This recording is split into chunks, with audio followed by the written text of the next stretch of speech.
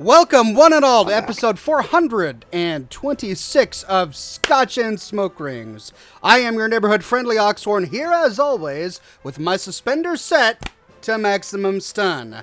Got a great show for you today. We've got a new game that we're playing. We're playing Metro Last Light Redux instead of Metro 2033 Redux, which we finished last week. We finished that game. It's done. So we're going to find out what the next game has installed for us.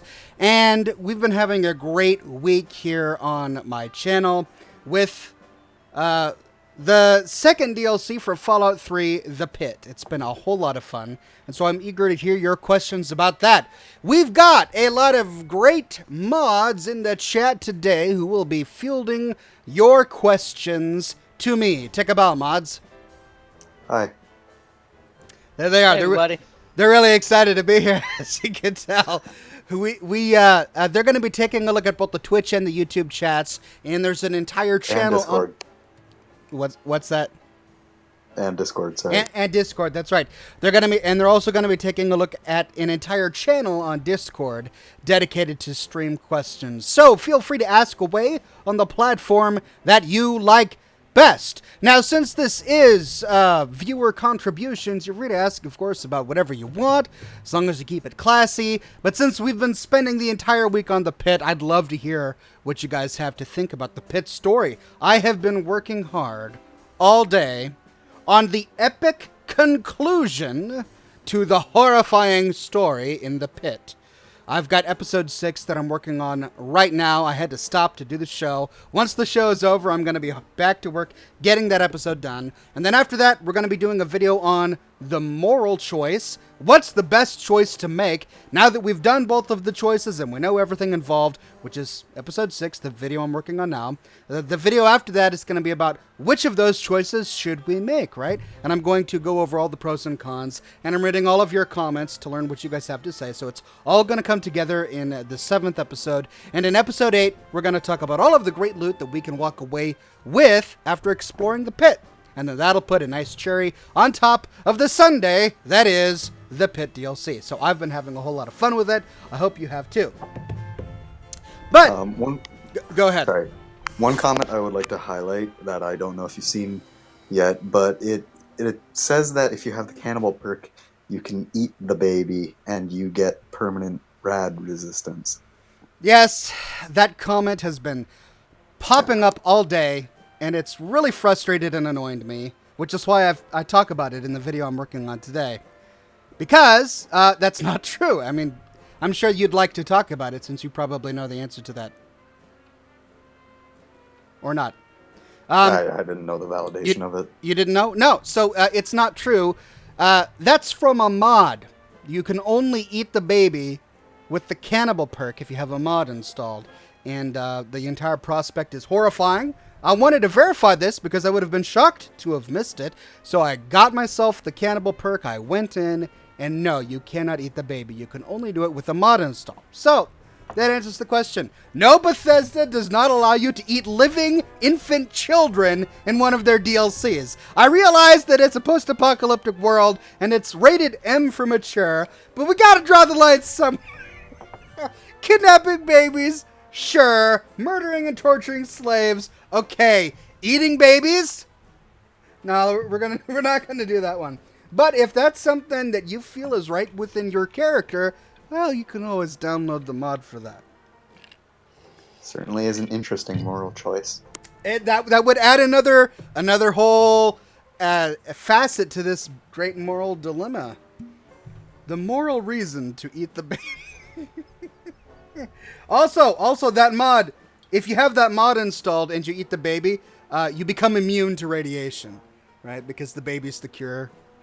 Today we're drinking 12-year-old Glenlivet, which I'm looking forward to sipping on today with you. Cheers, ladies and gents. And as for combustibles, we will be smoking a La Aurora Coyojo torpedo-shaped cigar, and we'll be using a guillotine cut simply because I believe we get better airflow with a guillotine as opposed to a V-cut. Though I always like a V-cut because it means that it doesn't unravel quite as easily.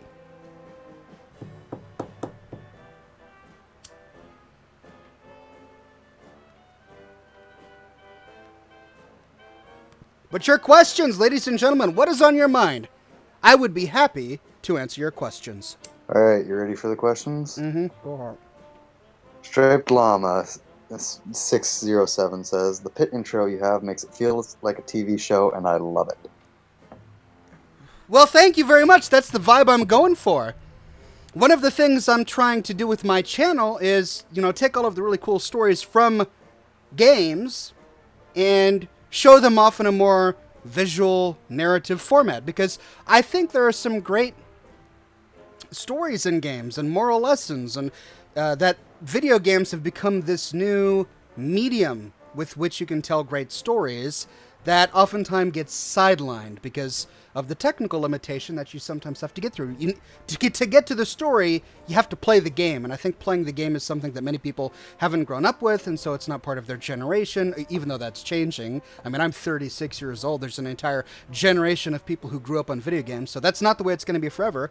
But I believe gaming tells great stories, but sometimes you need to repackage those stories in a way that other people can consume. So that's what I'm trying to do with my channel, is tell these stories in a video format. So thank you very much. I'm glad it's working. Mrs. E asks, what are your thoughts about pumpkin spice pizza and the pumpkin spice craze? To each his own. If you like your pumpkin spice pizza, God bless you. Now, I have to admit, I do like a good pumpkin scone. The Starbucks does have a great pumpkin scone. It's just a little triangle pastry with this icing on it. Tastes like pumpkin. That's pretty good. I've never been fond of lattes. It's just too heavy. The milk is too thick and... So I haven't been fond of lattes, so I never tried the pumpkin spice latte. But, hey, people like it. God bless them. Hey, Oxhorn.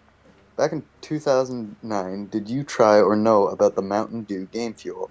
It was Mountain Dew sponsored by World of Warcraft. That was real? I thought that was just a joke in South Park or something like that. I heard about it. I didn't know it was real. I thought it was just some... I thought people were just saying that Mountain Dew is gamer fuel. I didn't know that Mountain Dew had come out with a brand of their product called gamer fuel. Is that what he's saying? Yeah, I think that's what the question says. Oh. No, I didn't realize that. I just thought gamers liked Mountain Dew. I thought people liked it so much, Mountain Dew and Cheetos, that it became a... Or is it Doritos? I don't know. That it became a meme or something. But to find out that it's real is fascinating. For the record, I haven't had Mountain Dew in the years. It's not one of my faves. Oxhorn, are you excited for Stranger Things? I haven't gotten into it. It's probably something I'd really enjoy. I just haven't gotten into it, and that's because I don't watch TV. And that's because I'm too busy. I've got nothing against Stranger Things or TV or Netflix or anything like that, but I just spend so much time doing what I do that I don't have the time to unwind. I'll tell you what I do. I've been working through one episode of It's Always Sunny in Philadelphia for probably 3 days now. And that's because the only downtime I have is when my video is rendering. Every day, at the end of every day, I click render, and then my computer is completely consumed for an hour to an hour and a half. I can't check my email. I can't go online. It takes over my CPU so much that I can't do anything. So I get up from the computer and I'll, play with the kids for a little bit and maybe get myself a snack. And I'll sit down with my phone and I'll watch an episode of It's Always Sunny in Philadelphia. I've been trying for a very long time to get through this series. But sometimes my computer processes the video so quickly that I'll only get through one episode or maybe half an episode. And I've been working on the Christmas special. I'm on the Christmas special from season 6 or something like that. And I've been trying to get through that episode for 3 days now. And I will eventually finish it. I'm probably going to finish it tonight. In what condition would the Fallout franchise be if Interplay had held the rights to the Fallout franchise to this day? What kind of condition do you think the games would be in? It wouldn't exist. Now, Plain and simple. I don't understand. I'm gonna have to admit ignorance on a lot of this. I don't understand all of the political situations between Black Isle and Interplay when Bethesda got to it.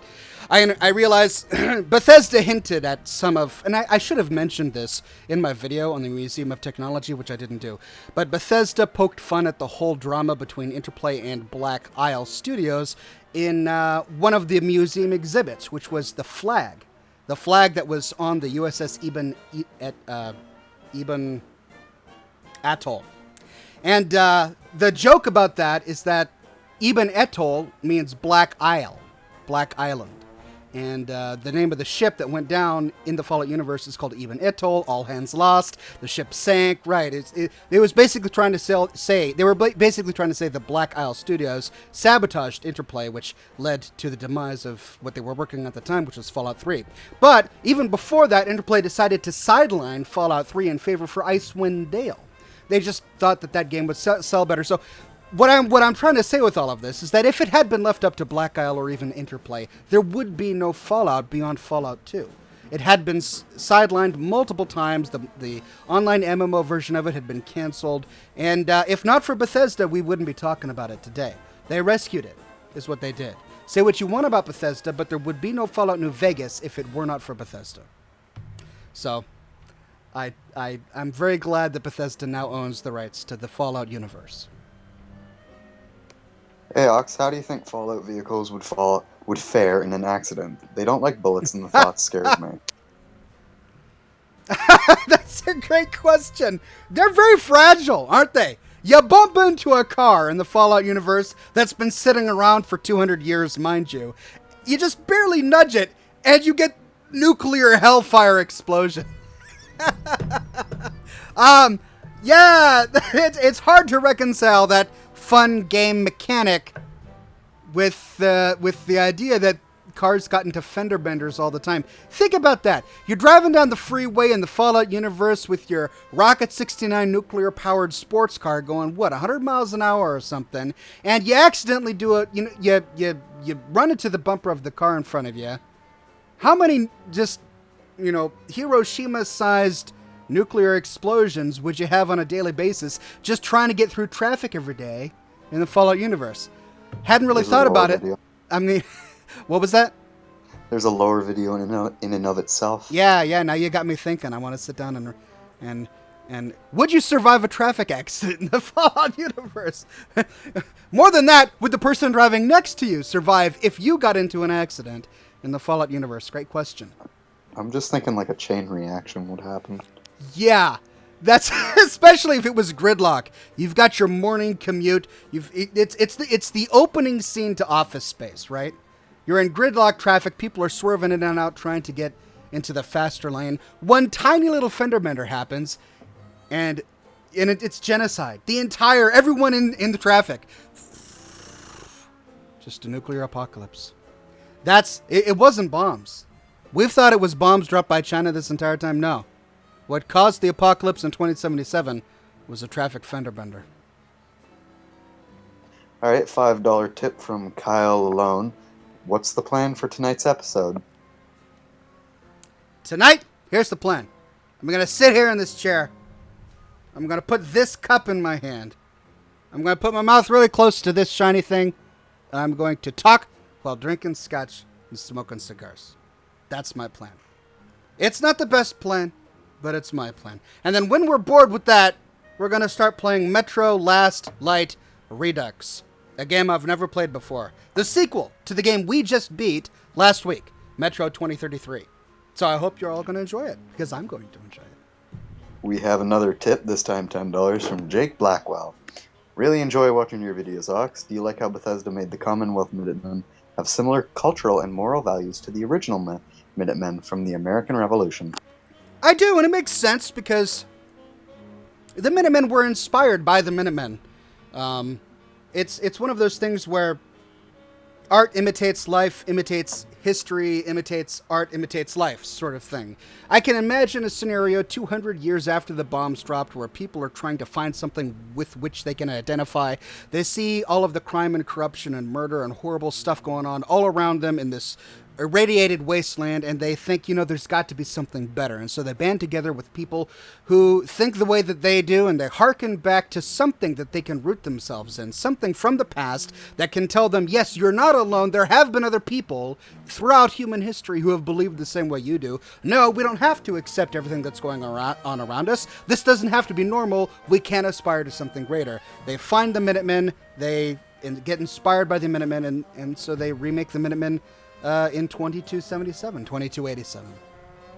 So yeah, I can totally see that happening in a real world, and so I'm glad that Bethesda did it that way.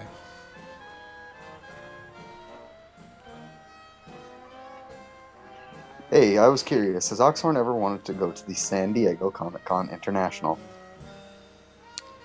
Oh, vaguely. I wouldn't be opposed to it. I've had no overwhelming desire to go. I've been to many events in the past. I went to E3 in 2009. I went to Emerald City Comic Con here in Seattle. I've been to BlizzCon 5 times now, I think. They used to invite me every year, back when I was doing my World of Warcraft stuff. I've been to Dragon Con twice. So I've been in many of these places. I've either talked or had a booth or had some sort of presentation. So yeah, it's always been fun. But right now I'm so busy with just the day-to-day that I haven't been going to conventions for quite some time. If a Comic-Con ever invited me, I'd probably rearrange my schedule to go. But right now I'm not going out of my way to head on over. This question sort of joints onto that last question. Would you ever think about doing a fan meetup in Seattle? Maybe. Long-time viewers will remember. I don't even know if we have... I think we still have some old-timers watching the stream, but I haven't seen their names fly by in a long time. But old-timers who have been watching this show for a long time will remember that for some time I toyed with the idea of Oxhorn. No. Oxhorn wasn't going to be some big, crazy convention on the scale of Dragon Con or something like that. But we toyed around. It was never serious, so don't get your hopes up. I'm just saying that. But we toyed around on the chat. We were talking about ideas of people coming up to the Seattle area, and we would get some banquet hall or something and just talk and drink scotch and smoke cigars. You got to think about it, Oxhorn. It might be boring for a lot of people because what would I want to do in my own convention? My own get-together? I'd want to drink scotch and smoke cigars. And there'd probably be a lot of people who wouldn't be able to hang out with me because I'd be surrounded by cigar smoke. And, I don't know. Even when I was going to BlizzCon back in the day, when I would hang out with all of the other machinima makers and YouTubers, I would constantly bring my cigars, and only 3 or 4 could bear to be around me. Because I would give them a cigar and say, let's smoke, and they'd be like, all right. I remember I made this poor guy sick. I felt really bad. He was young. I gave him his first cigar. He was legal. Okay, he was like 23 or something like that. I gave him his first cigar, and we were outside, right outside the Hilton, and we were all smoking and just chatting about YouTube and being content creators and all that. His face turned a shade of green I've never seen a human turn before. And he had to lay down so that he wouldn't vomit, but he failed. He ultimately did vomit, and I felt so bad after that. I didn't offer cigars after that unless people asked, because I felt responsible. Anyway, what was the topic? The topic was, would I ever get together in a fan get-together? The idea has been tossed around, but it's not high on my agenda right now.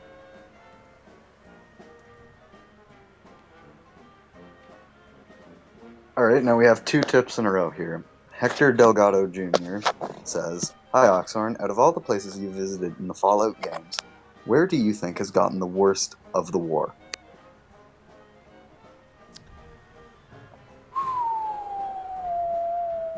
Good question.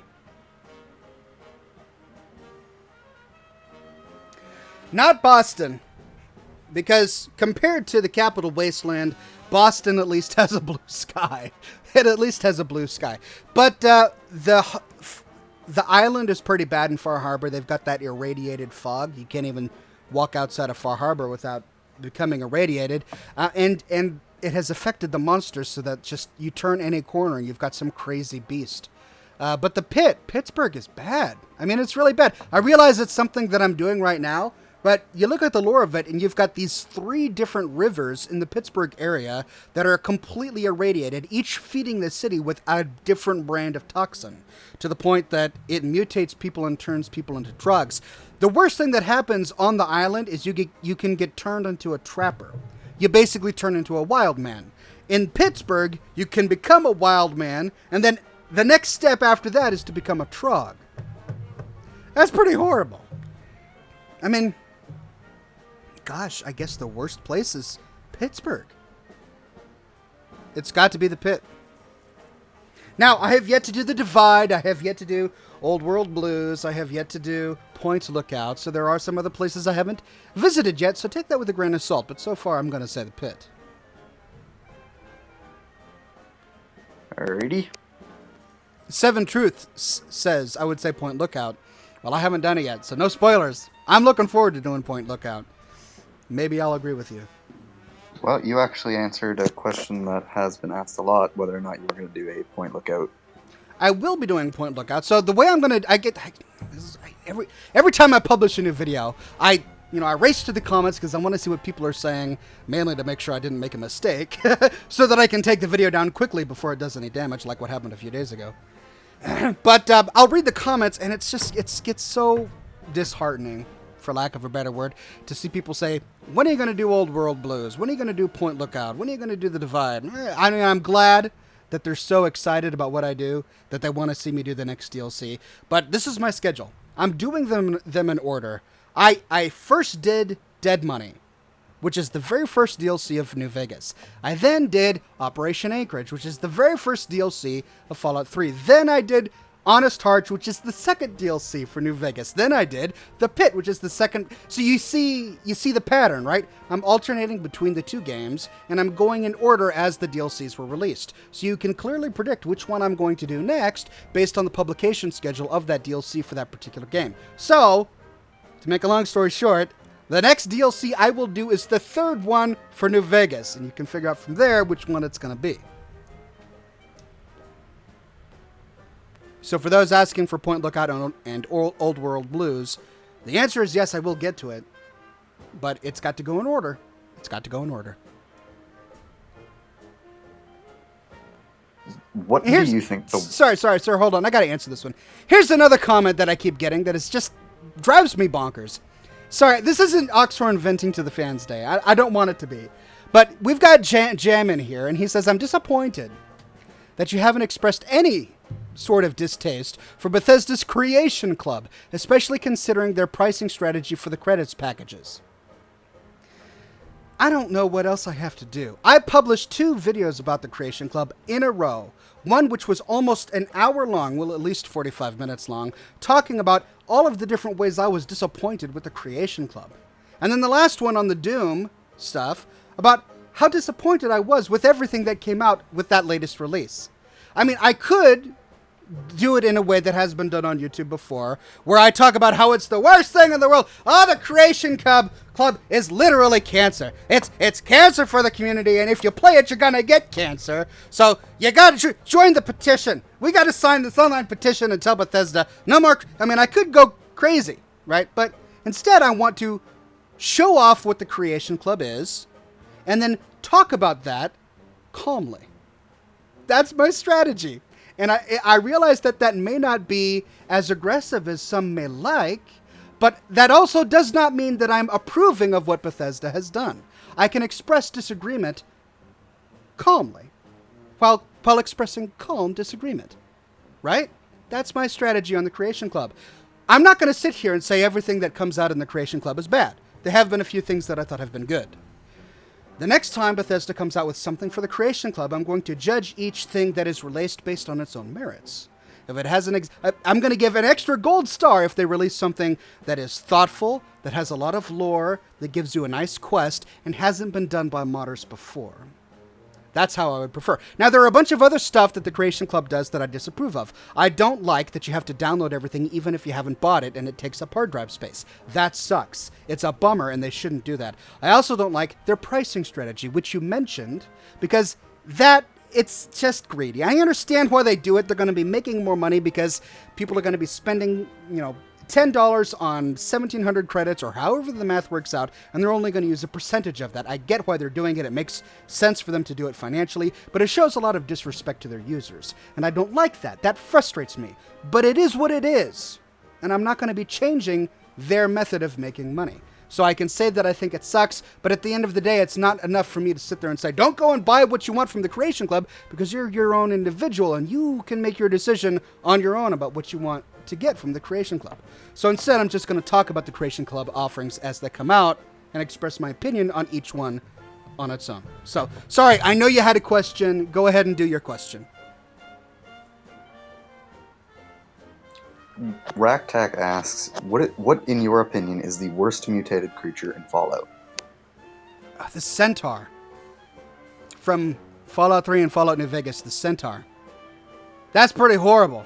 I don't know why they didn't include it in Fallout 4. I guess the Centaur... Instead, they replaced the Centaur with the Super Mutant Hound, because the Centaurs would hang around Super Mutants a lot, and in Fallout New Vegas, they even referred to them as pets. We had Tabitha, everyone's favorite Super Mutant Tabitha on Black Mountain, talking about her favorite pet Centaur. Oh, what was his name? I forget his name. He was in the crater at the bottom of the crater. It's Mo. It's right, it is Mo, yeah. Hey, thank you. I'm so glad I got you guys on. It's Mo. Tabitha's favorite pet centaur, Mo. But yeah, they removed centaurs in Fallout 4, and I don't know why. Maybe because they were so horribly irradiated and mutated, they were too disgusting. Because they are pretty disgusting. I mean, they walk around on their hands. It's pretty gross. Anyway, that's the most irradiated, I think.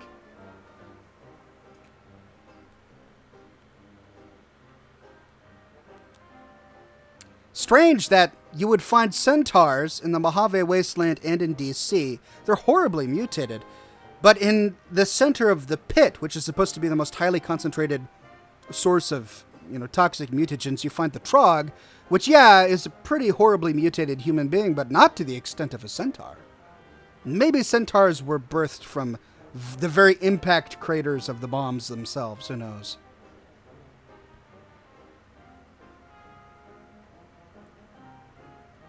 I see a few tips. Are you guys going to answer them? Or ask them? Yeah, we got those. Anyways, just to keep you occupied while we check out those tips. Hey, Oxhorn, what are your thoughts on the Fallout Wasteland Survival tabletop game coming up sometime this or next year? I read about it. Sorry to interrupt. Unfortunately, I gotta go. Oh, okay. No sweat. Thanks. It was good to have you on. My thoughts on the tabletop game are a little bit complex because I have fond memories of playing tabletop games when I was much younger, but it's not something I do now, nor is it really something I'm interested in doing now. I realize that there's an entire tabletop game community out there that they're eager for more tabletop games. Honestly, if we're going to be perfectly honest, the game itself, it's going to be nothing like we've experienced from Fallout. What's happening is you're finding a game developer who thinks that they can create an interesting game, and they just want to borrow the Fallout brand. Because they know that the Fallout brand has a lot of followers, and they think that it's going to be able to sell well, rather than just giving it a brand new name. So they're just making a game based on the Fallout brand. And I hope that if they come out with something, that it's going to be a great game that stands on its own merits, instead of trying to come up with weird, clever ways to make it seem Fallout-y, but have a really poor game mechanic. I have to be honest, it's probably not something I'm going to try. I'm probably just not going to try it. Just because I'm going to be so preoccupied with what I do. I'm more interested in what I'm already doing than to try a tabletop game. But I hope it is a good game when it comes out. Oxhorn. On centaurs, they were actually experiments with FEV, not from radiation. Oh, is that what it was? Oh, that makes a lot more sense. Yeah, that makes a lot more sense. And that explains why they're not in the Capital Wasteland, or in the Commonwealth. Because the super mutants were released by the Institute in the Commonwealth, right? So if the centaurs came from experiments with FEV, that would explain why we find them on the West Coast, certainly, because that's closer to where the Master was, but it doesn't explain why we find them in DC. Okay. One tip from Ruski9110 asks, what are your thoughts on the Wasteland franchise? Well, I acknowledge how the Wasteland franchise inspired the Fallout franchise, but I don't know if it's something I could get into. Only because the original game is so old. I was watching video of somebody playing the original Wasteland, and it came out in, what, the 80s? The technology was so limited when the original Wasteland came out that even though I like playing older games, it's so old that I don't know if I could sit down and create content on it. But they came out with a new Wasteland game, and Obsidian worked on it, right? The studio that did Fallout New Vegas worked on the new Wasteland game that came out, so I was really excited about that. And so I started researching on it, doing research on it, and I watched gameplay videos of the game, and it just didn't... Maybe I didn't watch the right videos, but I was watching them, and it just didn't seem interesting. It had a lot of military squad-like gameplay mechanics, and I think that what I saw from the new Wasteland that came out, I think, in 2015, was that it had more on gameplay mechanics that were squad-based and you would move tiles, rather than on lore. Now, I'm not educated enough on that game franchise to tell you whether or not the lore is good, so I'm just going to, plead the fifth on that. But the gameplay just didn't look appealing to me. But maybe it's something I should revisit in the future. So you're taking your right to remain silent when it comes to Wasteland, Oxhorn? Well, I expressed everything that I know about it. I don't know enough about Wasteland lore to be able to comment intelligently about it. I just said everything I know, which is that I know that it was the precursor to the Fallout franchise, that it inspired a lot of what became Fallout, and we even find a lot of Wasteland references in Fallout. But aside from that, I don't know enough about it. Okay, that works for me. Anyways, Donnie Redfern, a tipper, asks, what other lore games do you plan to play after Fallout? That's a great question, and it's something I was thinking about a little bit today. Now, for the record, I'm not going to run out of Fallout stuff to talk about. I have a lot to get through. I've barely touched the tip of the iceberg in Fallout New Vegas and Fallout 3. I've done a lot in Fallout 4. But even in Fallout 4, there's a lot that I haven't yet done. And even if someday I were to have completely exhausted all the lore, every NPC, every location, every story, every quest in Fallout 3, New Vegas, and 4, there are mods that I could talk about, and I've still got Fallout 1 and Fallout 2 to get through, and Fallout Tactics. There's plenty of Fallout to talk about. But diversity is good for a gaming channel. And when I was taking a look at some other games to do content on, I saw the video announcement of Red Dead Redemption 2. And I remember when Red Dead Redemption 1 came out, and I remember all of the accolades that it got, but I never played it. Just like Fallout New Vegas. When Fallout New Vegas first came out, I never played it. And I kicked myself for it. And the same is true with Red Dead Redemption. And taking a look at the gameplay, it looks interesting. It looks like something I might be able to get into. And I also like the Western theme.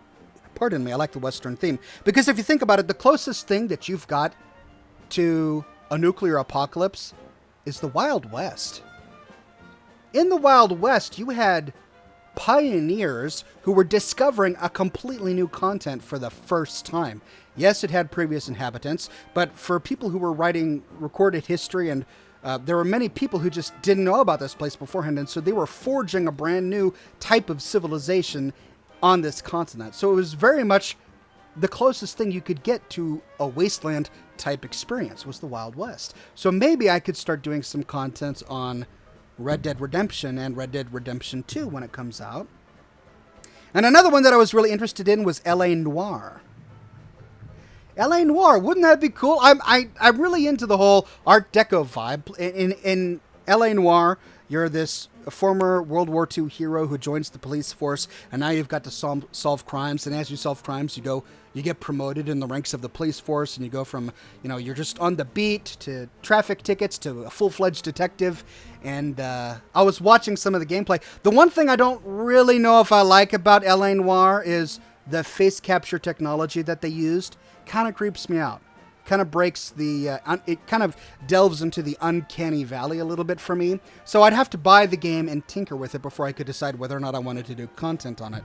But, I mean, there's so much cool stuff out there, right? I've got a world of possibility ahead of me, but I'm still so preoccupied with Fallout. I still love everything about Fallout. I don't know. I'm focusing on Fallout for now, but who knows what I'll do in the future. Okay, we got a tipper, Derek Everett, who's offering a very nice bit of advice. He says he's from Pittsburgh and just wanted to let you know it's pronounced Dravosburg. But wait, how do you know how to pronounce it? Because he wrote it. Are you also from Pittsburgh? No, but I have been to Pittsburgh and I have friends from Pittsburgh. So it's called Dravosburg? Well, you gotta enunciate the R, but it's not roll the R. It's similar. Kind of like that, yeah. Okay. Next, I'll in my next video, if I mention it, I'll be like, the bridge from Dravosburg. I would get so many comments on that if I were to do that. Anyway, what was the other one he said? No, he just said there was a. Other than that, he loved the video. Yeah. But everyone said I got one for you. Okay, what's that? Do you think Maxon's Brotherhood maintains the GNR outpost in the agreement with Three Dog? Do I think that Maxon's Brotherhood maintains an outpost where? At GNR with Three Dog. Oh, no. No, they've left. They picked up and they left. I don't believe that there's a big Brotherhood detachment that they left behind. I think that they're so focused on eradicating synths. They're down at the Capital Wasteland. Look, Elder Lyons brought the Brotherhood to the Capital Wasteland, and when he saw the plight of the people who needed fresh water, he said, forget what the Brotherhood wants. I'm going to give these people fresh water. That didn't jive well with the Outcasts, and it doesn't jive well with Maxon. So I don't think he's got a reason to stay in the Capital Wasteland. He takes over the Brotherhood of Steel. He gets the Pridwin. He says, forget these guys. We're going to the Commonwealth. We're going to kill ourselves some synths. I don't believe they left anyone behind. I mean, that's a fan theory. I don't know. But I don't think Maxon would care enough about people of the Capital Wasteland to leave any Brotherhood behind to keep the place safe.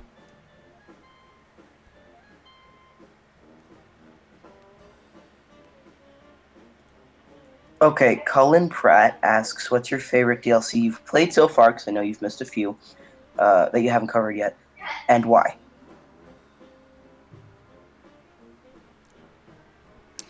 Far Harbor, but I don't think you want me to mention Far Harbor, because I think your question is really meaning about Dead Money, Honest Hearts, or The Pit. But I would say Far Harbor simply because I really loved this story. I loved how it tied in to Nick Valentine's story. We get to learn more about him and his family.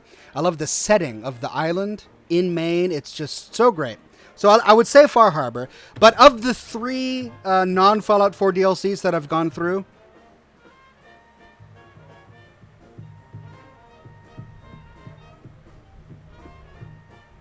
you guys and your difficult decisions. I'm really enjoying The Pit, but I feel like it's a little short. I really enjoyed Dead Money, but I felt that it was just so... I didn't like how you couldn't go back, and I didn't like how it left so many questions unanswered. And then I really liked Honest Hearts. But then again, they ended Honest Hearts the same way. Even if you end Honest Hearts in the favor of Joshua Graham, he disappears from the game. What the heck? You ended in his favor. He's supposed to stay and help the dead horses, but he leaves. He's completely gone, and so is Daniel. Does that mean that he went back to Dead Horse Point? I guess it means he went back to Dead Horse Point. But no, we find some of the dead horses at the Angel Cave, just outside the Angel Cave. I'd have another one for you. You would win Today's modern U.S. military in a war with 2076 Fallout U.S. Oh. um, I'm going to say 2076 Fallout US simply because they're more immoral and they're not afraid of their nukes. They'll use their nuclear technology at the drop of a hat. They're so immoral that they annexed Canada for its resources. So I don't think that they're going to have any qualms with using any piece of technology they have to destroy their enemy. Whereas the modern United States of American military, our country, has some red lines. Like, we don't cross some of those red lines. We have the technology to do a great many things, but we just don't do them because there's a big moral line there that it doesn't exist in the Fallout universe. So I don't know. They didn't actually annex Canada for the resources. They annexed Canada to get better access to Alaska to fight off the invading Chinese. All right. I guess I don't know enough about it, but I thought that one of the reasons they annexed Canada was because of the oil pipeline that was going to Alaska. Like, they were having a problem building that pipeline and gaining the fossil fuels from Alaska, so they just annexed Canada so that they could tap into all of Canada's fossil fuel resources that had been untapped to that point. I mean, you're probably right that they have multiple reasons they annexed it, and that could be one of them on top of needing to defend Alaska. But I mean, you got to look at it. I don't understand why they couldn't defend Alaska without owning Canada. I mean, even in our universe, Alaska is still part of the United States of America, and we defend it fine. I recently visited Canada, and I met some military personnel on my flight back and had a great conversation with them, and learned a little bit about what they were doing there. And they're defending Alaska just fine. So I guess my question is, why would you have to annex Canada to defend Alaska? Very good point. Anyways, Scott Leno is a tipper. He says, "You're a novelist? What about? And do you plan to write more in the future? And what about?" I wrote 2.5 novels. And many years ago, I was basically a child. I was in my 20s. And I wrote a novel called The Tale of Cloran Hastings, which I link to in every single video. You can still buy it online, paperback or hardcover. And it's a novel about a sea merchant. It's a fantasy novel about a tradesman, a merchant at the sea. His name is Cloran Hastings. He's the greatest sailor in the world. He's a war hero from the Nearth Wars. And he wants to retire to spend time with the love of his life.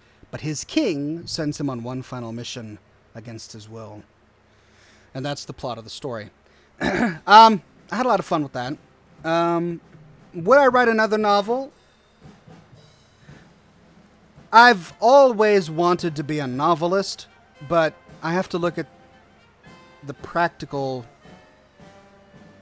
It's really hard to get people to buy your novel. I would not make a living at it unless I was already famous.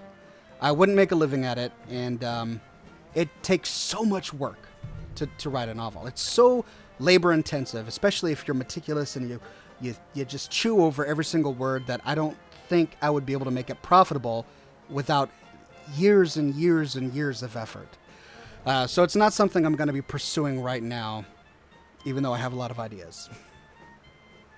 In my personal opinion, I think you're already very famous, Oxhorn. Oh. Well, thank you. I appreciate it. That's right. I do have a lot of subscribers now. One day I'll realize that I'm famous. That one day is not today, sadly. Not but today, CR8677 says, "Hey Ox, if you had to choose location for Fallout 5, where would you choose and why?" Well, I've said Seattle on many occasions because I would love to see a post-apocalyptic Seattle with nothing but the Space Needle towering over everything. But then again, there's already the mod Cascadia, and so because of that, I don't think Bethesda will ever do that. But one thing that I would love to see is Bethesda has focused on cities. Well, all of these games have focused on cities. You've got New Vegas, which is focused on Las Vegas. You've got Boston, and you've got DC. I'd love to see I was thinking about this the other day. what if we had a Fallout survival game? Now, I know the survival genre. Okay, I get that it's been overdone, and that's not what I'm talking about. I'm talking about a Fallout game set in a wilderness, because I would love to explore some more of the interior of the United States of America. Not a big city, but some of the more rural places, or even some of the wilderness. What has evolved, or what has mutated in the great wilds of America? Like, what about Louisiana? I bet you could come up with some crazy stuff that has mutated in the swamps of Louisiana. Or is that part of a DLC that I don't know about yet? I'm not sure. It is not part of a DLC, and there was the whole shebang about the Fallout New Orleans. If you heard about that. Oh. All these good ideas are being taken. But Texas has been done.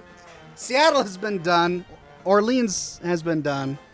Montana has not been done. I'd love to see Fallout in Montana. Beautiful Montana. I'd love to see how it has survived and the crazy creatures that have evolved in the woods of Montana. Or Eleven's getting all mad at me for thinking that I didn't want New Orleans to happen, even though I did.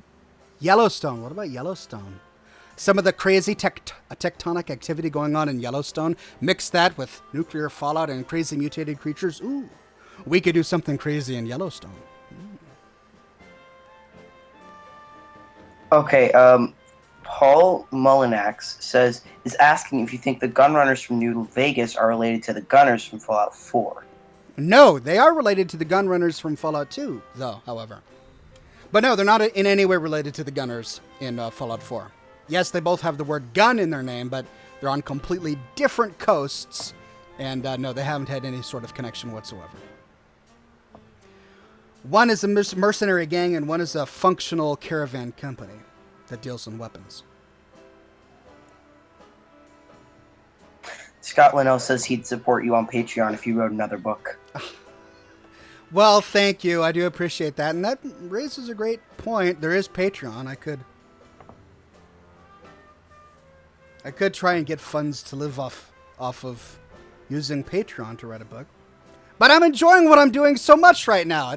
If I could clone myself and tell my other self to go sit in the basement and write a novel, then I could continue to work. I don't know. Maybe someday.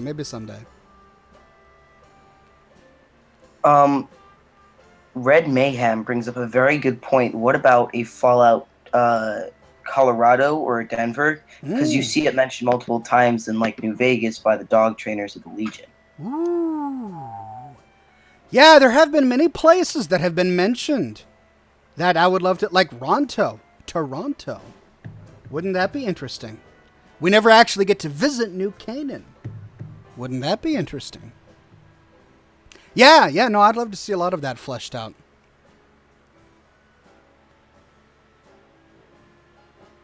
So, Moondevil says you said where you've liked Fallout 5, but have you ever thought about when, as like in relation to Fallout 4 and some of the older Fallouts? The first thing that springs to mind is all of the games take place many, many years after the bombs dropped. Even Fallout 1 takes place a long time after the bombs drop. So far into the future that tribes have formed, and the vaults have been underground, or people in the vaults have been underground for generations. I'd love to see a Fallout game, or maybe just a Fallout DLC, where you're thrust into a world only 10 years or so after the bombs have dropped, to see the sort of feral craziness that goes on with the people who have already lived through that. People who can remember the old world, people who have had to struggle through their transition into the new world, and the immediate aftermath of that. It would be interesting to explore that, I think. Okay, Fat Nut says, Oxhorn, I know you hate modern day camo in Fallout, but the US Marines had a camouflage for their helmet covers in World War II. Would you be upset to see that camo come into Fallout? I'm not upset about camo. I just want to make it clear. I can get nitpicky on things like that when it comes to the divergence, and I apologize for that. I realize some people think it's a bit extreme, but I'm not upset with camo. My main quibble with camo is that many of the very specific camouflage patterns that we have seen in some of the Creation Club stuff correlate to real-world camouflage patterns that exist in our own world, and we know the history of those. We know who invented them and when they were invented and how they were used. So the problem that I find there is that if you've got this divergence where a lot of things change, you would think there would be different types of camo. But, I mean, if you find a camouflage that has been used before the divergence, then that's canon. That goes right into the world. And if the Marine Corps used a camouflage pattern on their helmets before the bombs dropped, then yeah, that would be suitable. Okay, Derek Everett says, what do you think about the media's propaganda going on today, and will it And will it what?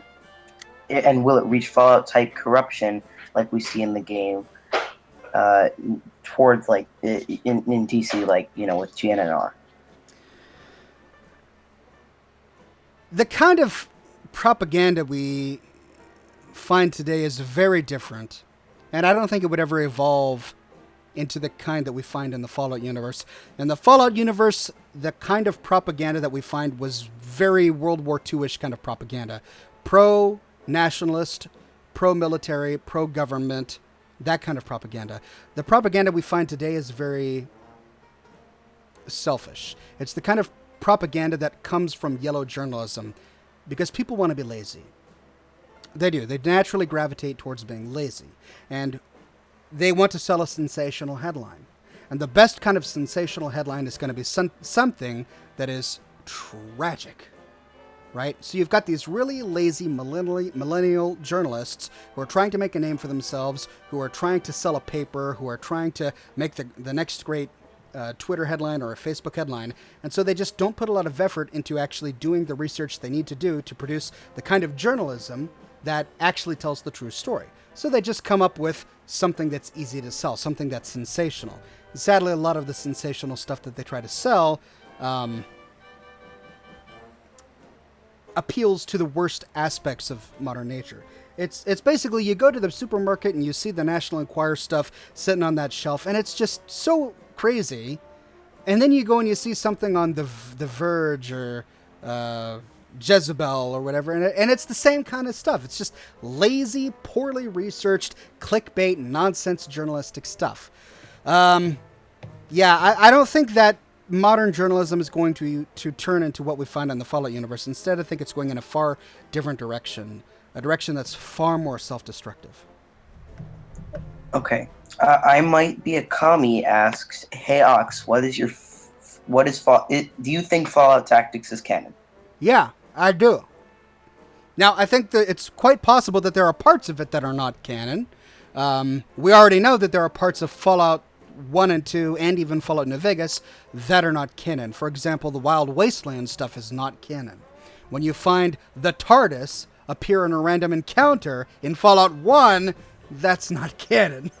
Those are just chucked up to maybe radiation-induced crazy dreams, right? That's what we'll chuck those up to.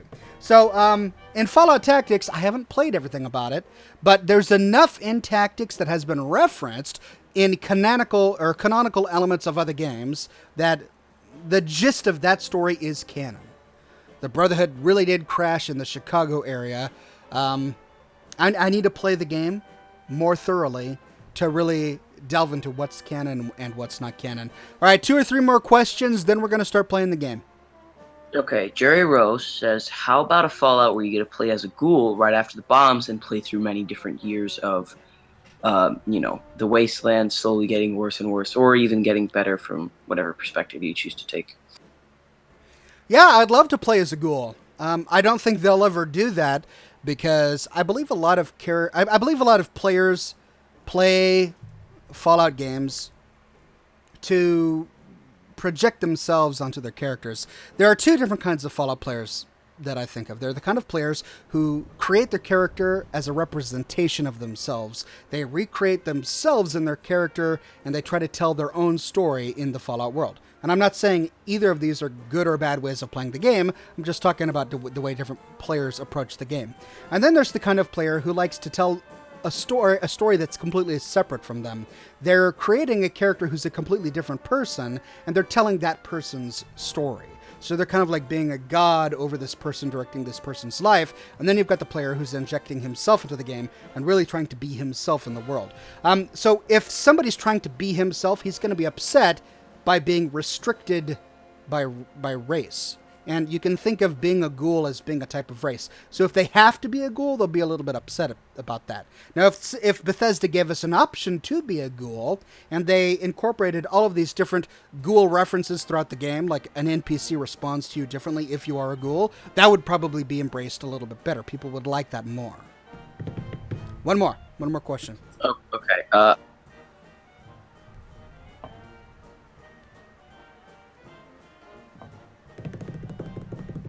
What do you think about transatlantic travel references in Fallout 3? I would love more of them. We get a few ideas here and there, like Moriarty's got this thick Irish accent. We get the idea that, who was it? It was from, was it Herbert Daring Dashwood? No, it was someone that talked about Moriarty when he just started, and he had just arrived at Megaton. So we get the impression that he came across the pond. And then, of course, there's Kate and her family. Where did she come from? Where did her family come from? She's got such a thick Irish accent. A lot of Irish stuff going on in the Fallout games. But yeah, I'd love to know. And then Proctor Quinlan, he's got a thick British accent. Where did he develop that? So yeah, I'd love to know more. I mean, we already know what happened in Europe. The Fallout lore tells us that Europe devolved into a bunch of warring city-states long before the bombs dropped. So that was just due to the fossil fuel wars. Yeah, I'd still love to know what happened over there after the bombs dropped. All right. Let's try to get the game up and running. Now, I did test this before the broadcast to make sure that it would work, but cross your fingers, because anything could happen. Anything could happen. So first, let's try and get the game going. Remember, this is a brand new game. Haven't played it yet. Jeez. Metro Last Light.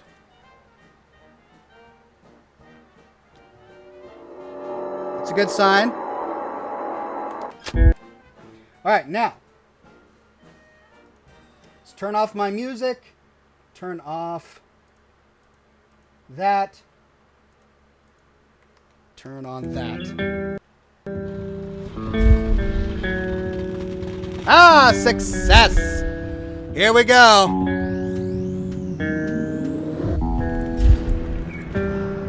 I love the very simple music at the very beginning of these games. Isn't it great? It's so thematic.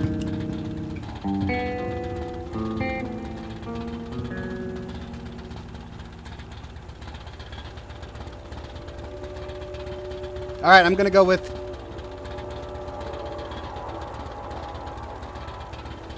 ammo and filters in short supply, deadlier combat, and more challenging stealth, survival style offers players the original survival horror-oriented experience of Metro 2033. Should I choose this one? Because I played Metro 2033, and it seemed to be okay. I'm going to lean upon your expertise, guys. Should I choose survival or Spartan? Spartan is more forgiving. I mean, you know me, I'm not good at video games. But let me know in the comments here what you think I should play. I'm leaning towards survival. I think I can handle it. You guys think I can handle it? Spartans. These guys, they don't think I can handle it. Spartan, play Spartan. Spartan. Oh. Yes, you guys have been watching me for months now, so alright. Go survival. Okay, there's a survival. Spartan, survival, Spartan. Oh, lots of survival. Okay, YouTube thinks I'm good at survival. Twitch says I'm better at Spartan. Alright, I'm doing survival. Let's do it. Oh, another one? Okay. Normal, hardcore, ranger, hardcore. Wow, this is many different layers of hardcore here. Let's try normal. I'm just gonna go normal. Are you sure? Yes.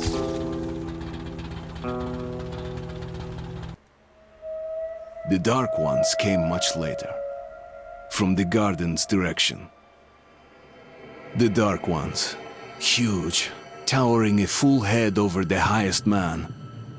Nightmarish creatures, creepy as a man turned inside out. Monsters born to destroy us. The word was they were incredibly strong and unnaturally evil. What? That with bare paws they could tear armed men apart. That's all lies. What? Truth is even scarier. Wait a minute, I thought the Dark Ones were supposed to be good.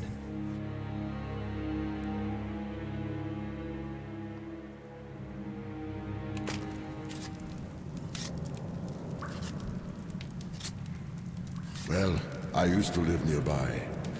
Before the war, I mean, up there. I was on the train when it happened. I tried calling my family, but couldn't get through. What the?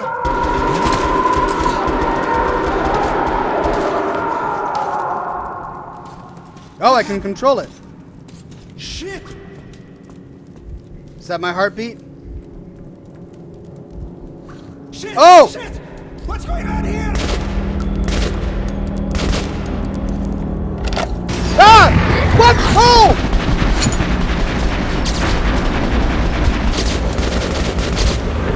What?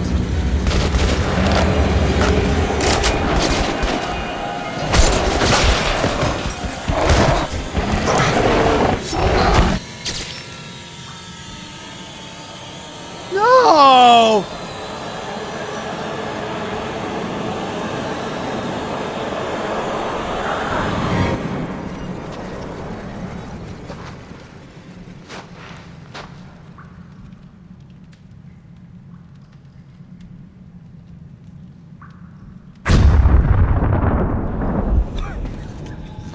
Artyom, wake up! Oh! It's me, God! Nightmares, eh? Oh, it was a No dream! wonder, after all you've been through. Listen, I have incredible news. A couple of days ago, I was near the ruins of the Dark One's hive, and I saw one of them, still alive. I immediately set out to find you, as you were the one they tried to contact, before you launched the missile strike against them. Oh! Khan, how the hell did you get here? Get out, now! Yes, Ullman, one moment. If a Dark One has survived, it is vital that you try to speak with it, Artyom. I realize that, as one of the Order now, you report to Miller. But we must persuade him to allow this mission. Khan, I told you to get out! This is a classified base. You shouldn't even be here. I'll take you to Colonel Miller. Follow me, Artyom. Get ready, Artyom. I'll be waiting at the exit. Move it, you windbag. All I right. knew a smoker once. During the last year of his life, he had to eat, drink, and breathe through a tiny hole in his throat.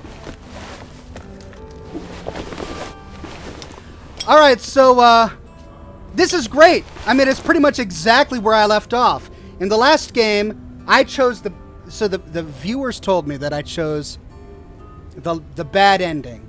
In the last game, I chose to send the missiles to blow up the Dark Ones. Apparently, that's the bad ending. The good ending is if you listen to everybody and you don't kill anyone and you're nice to people or whatever, then you get an ending where the Dark Ones save humanity or something like that.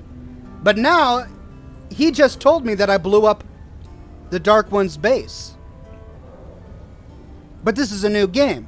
So how could it know that I made that decision in the last game? This must be the canonical ending. So the bad ending is the canonical ending.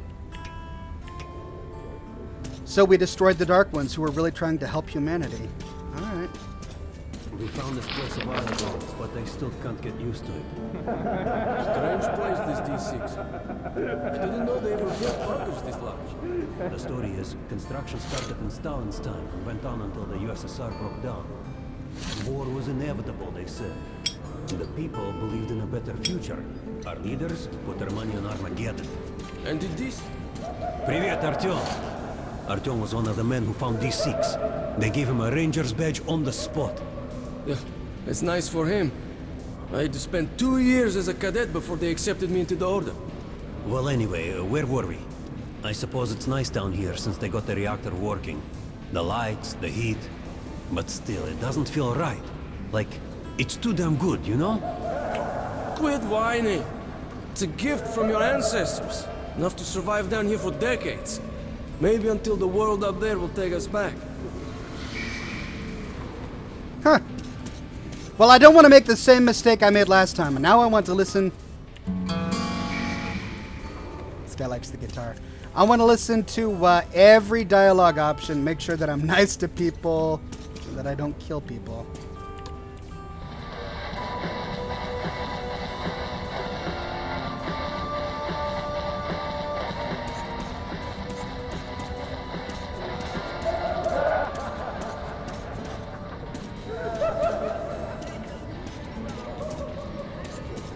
Oh, hey, buddy, cleaning some guns in there. Can I have some? No? What's going on in here? Oh, this guy's jamming. He's got some sexy ladies on the wall. All right, I can relate. I can relate. This is a secret base, boy. You shouldn't be hanging about. I saved the universe. Come on.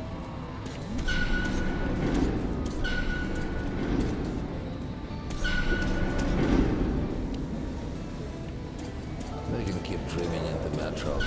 For me, it still feels like every patrol outside could be the last. Did you hear what happened to Romanov's group? Romanov? I thought he was in the hospital from the attack on the Great Library. Discharged last week, so his squad is sent through the marshes to the George base. And Romanov's the only one who makes it there alive. You're shitting me. The rest of the group? Wiped out? The marshes are easy. You just look for the markers and flags and walk along them so you don't drown. A child could do it. Well, okay, the shrimps always gave you hell. But come on, what could take a whole squad down? No idea. They found Romanov's alone at the church, sitting on the floor praying. Since then, he doesn't eat, doesn't react to people. He just speaks to God. But Romanov's not expecting an answer. So I take it that we're going to find marshes later in this game. And that we have to follow a path and follow the lights and kill shrimps. Okay. What are these guys doing? Ooh, scientific experiments. Well, it's good to see that medicine and technology exists in this post-apocalyptic wasteland. What's in here? The John. Ew, flies! Ah. Come on, you have 5 more sets of 30.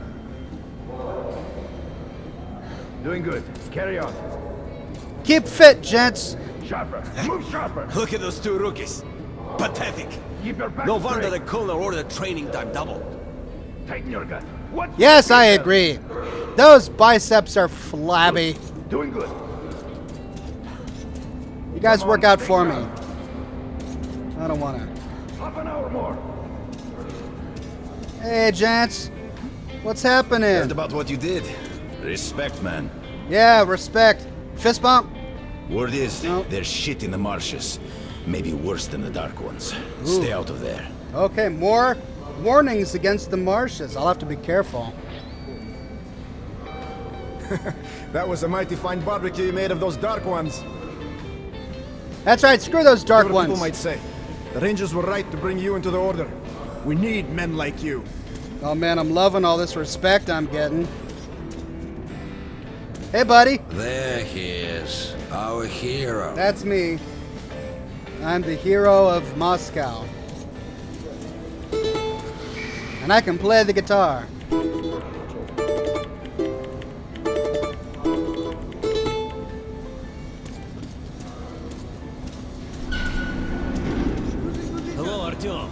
welcome to the armory. I hear you're a ranger now, huh? We must get a drink sometime to celebrate. Yeah. For now, let's get you equipped. Okay. So, first things first. You're going to need a gas mask. Yes, I will. You can't make a step on the surface without a gas mask. It's been 20 years and the radiation's still strong enough in some places to boil water. Woo. There are hot spots down here in the metro, too. Don't forget filters for the mask. Sure, it looks cool enough even without these, but they definitely make it better for your health. Okay. Now medkits. Well, what can I say? Anything you need for survival in a stylish orange case. Here's your advance salary for this month. Remember, your pay is in military-grade rounds. Sure, you can use them as usual ammo for some hefty extra damage, but saving them to buy guns, attachments, regular ammo and equipment for merchants anywhere in the metro seems like a smarter move. Hold tab. Well, that's new. Haha, alright. Now to the good stuff, huh? Let's get you some guns. Take the ones you want and try them out on my range. Okay. Rangers usually carry up to 3 weapons, Artyom, and the choice of those is completely up to you. Ooh. Oh, okay, my. This is what I was waiting for. Valve. Accurate and powerful. Long distance weapon. Okay, I remember this one. I wasn't too terribly fond of it. Held in very high regard. Pre-war light machine gun. Great range. Very precise. I remember this guy as well. It overheats and jams. Buckshot firing heavy. Okay, I definitely want this one. Make sure you take a close-range weapon with that one. Rifles are good for long-range targets, but you don't want to get caught with your pants down if something creeps up behind you. Get lost! Shooting position! Load! Fire! Okay. Next one.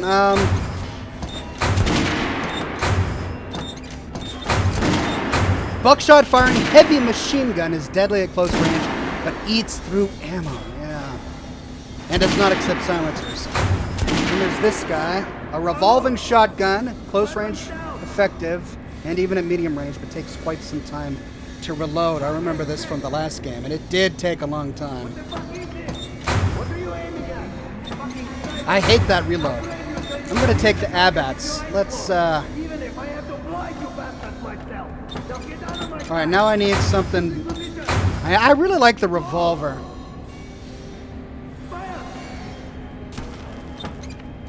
I should probably get a machine gun.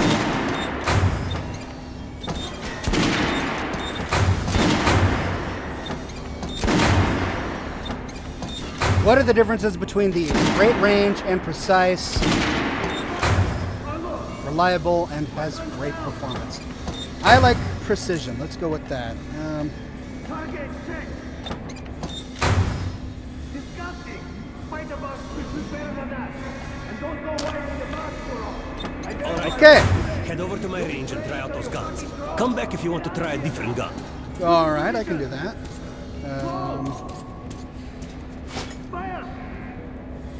Oh, this isn't new. No, this is what I've always had. Here, John, put on the show for me, huh? Try out the rest of the weapons choice. To fast switch, 1, 2, 3. Try shooting for the center of the regular dummy's chest. Good job! Now shoot the armor. Notice the difference. It's going to take more bullets to accept armor. Look for sparks to know when you are shooting at the target. Try a headshot.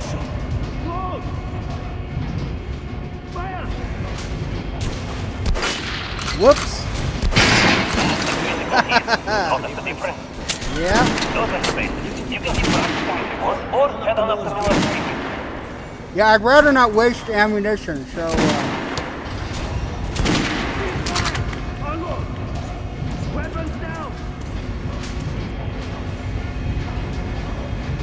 I think I'm good.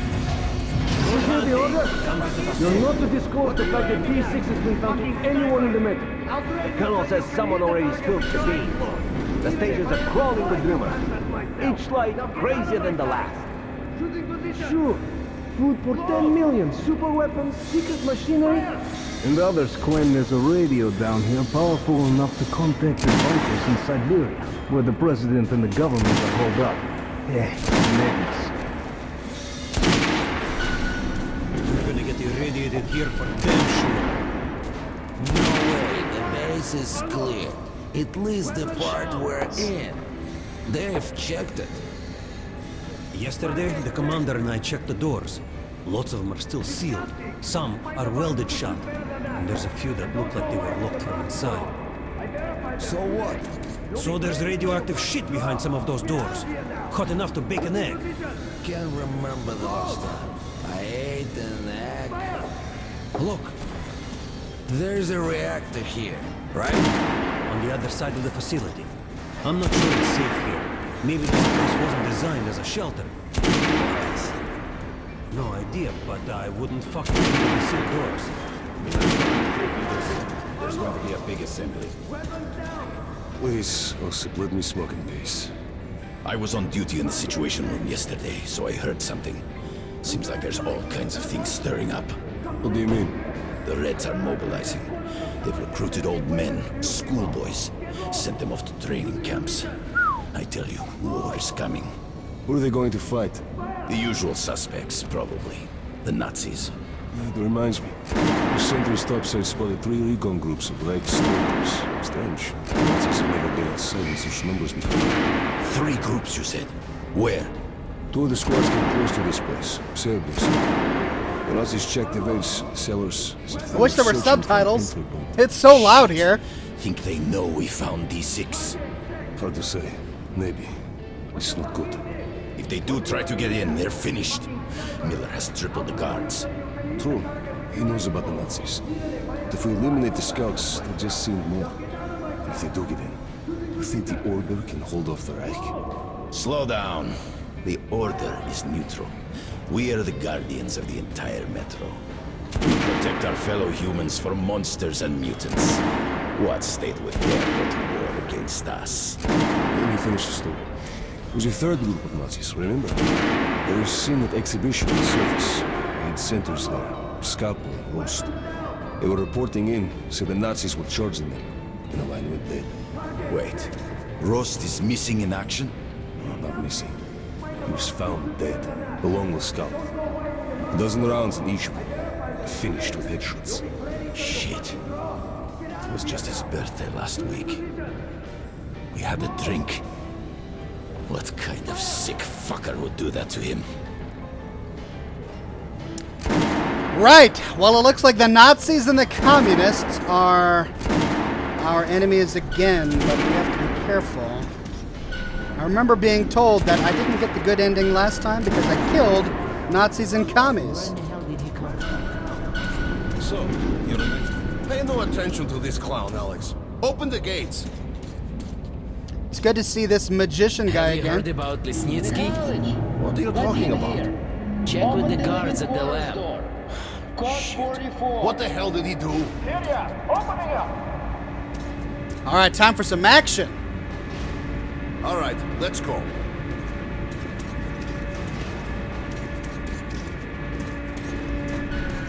The tombs of ancient kings were filled with whatever they might need in the afterlife. Weapons, gold, chariots. They'd sacrifice their wives and slaves to serve their lords even in death. Reminds me of this bunker. Cut that shit out. I can see how he would be The unnerving. things in D6 are like what the Conqueror took with him beyond the grave. Gold steel, and wild steeds, and treasures untold.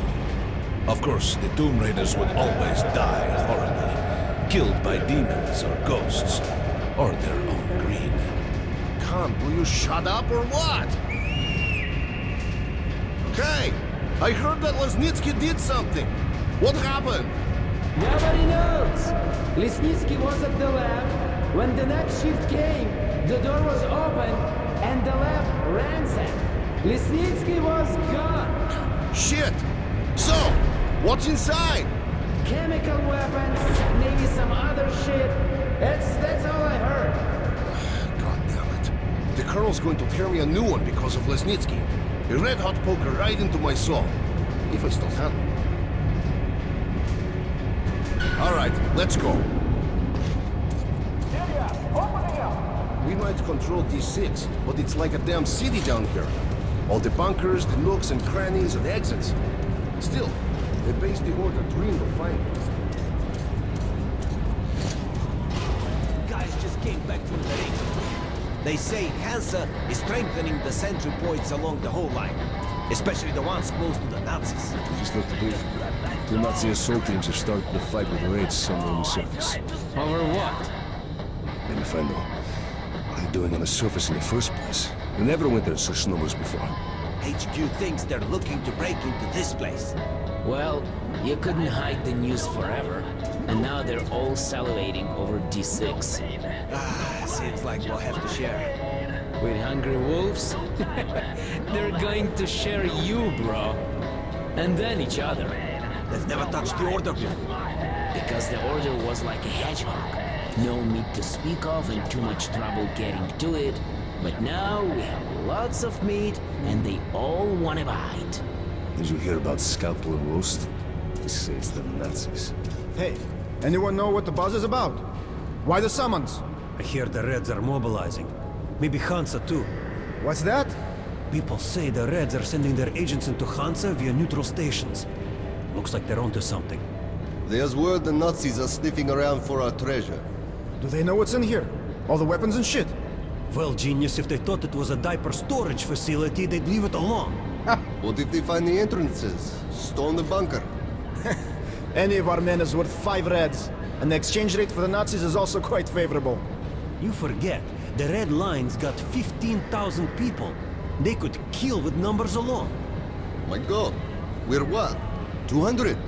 Thousands. Hundreds. Arseny, this is the only sum you need to know. 0. That's the number we fight to. The last man.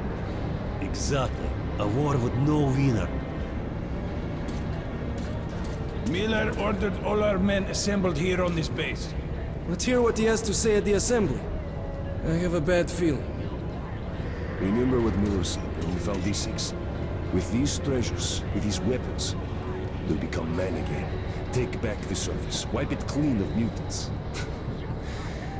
And this is where we find ourselves. What did you expect? If starving men smell Grumman, hot take dinner, these they'll guys to kill each Miller. other They've been for a summoned. bite. Yes, sir. Alright, go on in. I'll wait here. When you've gone, I'll speak to Miller. Sounds good. Let's go. All right, Khan. You're my guardian The angel. Dark Ones may have been humanity's worst mistake. What if they meant us no harm, but were trying to communicate? Perhaps the severe pain and loss of consciousness suffered in their presence just meant we were incompatible. Machines with different wiring.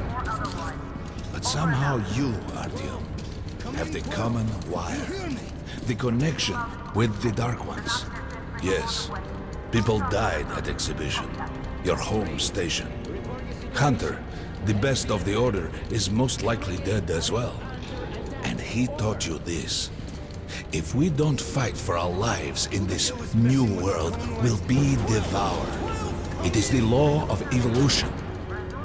But I would argue, the old laws no longer apply. I don't know. Those Dark Ones tried to kill me. I'm not terribly sad that I threw missiles at them. All right, Artyom. And you, Khan. You have something to report? Yes, Colonel. Let's keep it short, then. I located the surviving Dark One at the Gardens. What? One of those things is still alive? Luckily, yes. Luckily? Come, this is utter madness. The Dark Ones were the greatest threat the Order's ever faced. Colonel, just give me a chance. A single Dark One is no threat. Artyom has a gift. I believe he can establish contact with the creature. Let him come with me. All right. Artyom, go with Khan to the Gardens and locate the Dark One. I'll send a sniper along. My best. Anna. Yes, sir. Why would we need a sniper? To eliminate the creature and finish the Order's job. Miller, you can't! It's murder! Restrain him! You idiot! You're making the same mistake that... We're done here. Escort Khan out of here. Drama! Artyom! It's your last chance for forgiveness! For getting rid of the nightmares! Ah! So what I did was bad? Forget about Khan. Looks like he got close. Too close to the creature and lost his mind. Look here, Artyom. Complete the mission and get back here quickly. A war is coming, and I'll need every ranger at his post. Now on your way. So, what are you waiting for? Come along, Rabbit.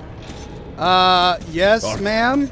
If it's true that the Dark Ones can sense you, maybe you could draw it out from hiding so Anna can have a clear shot. But do me a favor.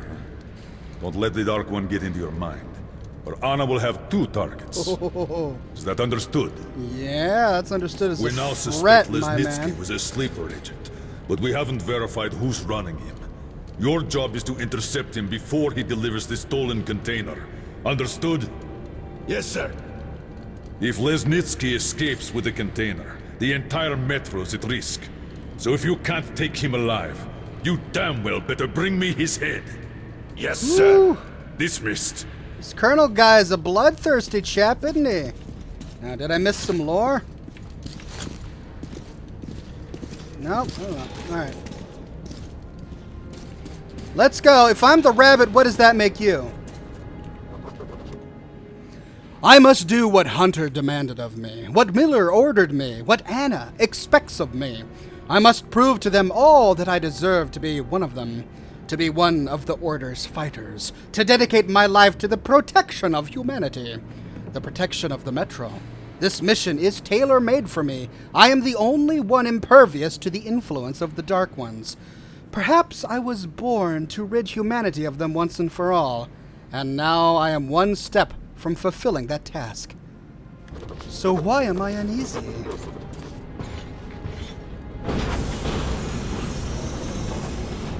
Don't tell me you believe that bullshit about making peace with the Dark Ones. I wish I had been up in that tower myself to see the missiles fall and watch them burn in their nests. Oh. Come on, Rabbit. Would you let those things into the Metro? Let them crawl into our brains so they could use us like animals. Maybe we could mate with them, so the children could live on the surface and feed off the radiation. Gross. Shit. You don't shake hands with the devil. Please step away from the edge of the platform. Train coming in.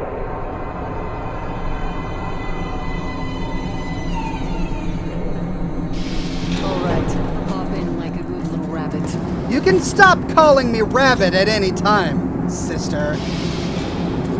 Well, we've worn this place out. Let's move. Yes, let's move. Let's go forward into the mist.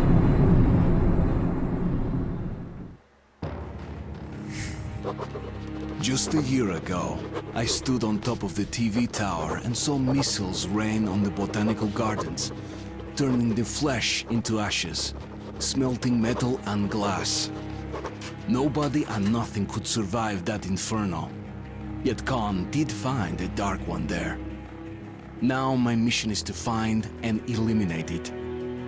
To finish what I started. Let's do it! Down with the Dark Ones! Aha! What's down here? I can't run? Nope. Nothing down here. Okay, let's go over here. In the past, trains were ordinary things.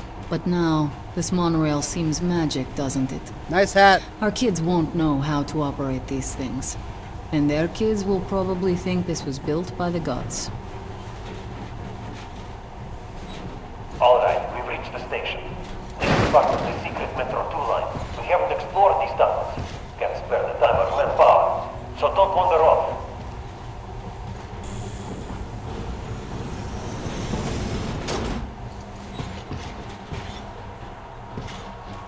I like this gun. But I have a feeling I won't be doing much sniping. And sniping. get the lights on. Use your flashlights in the meantime. Right, you ready? Let's move. I'm ready. Watch yourself. The doors are closing. Good luck. Yeah, we'll need it. Didn't you and my father take the monorail when you went out to fire the missiles at the Dark One's nest? Well, was that your father? That's a good sign, Rabbit. Maybe we'll have luck with this mission, too. Your father? He died. Oh, I'm sorry, lady.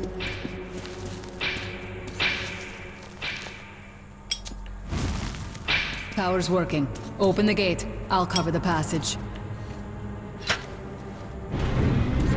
Great. You did fine after all. Yes, I pushed a button. I'm glad you're impressed. Ooh, Grizzly.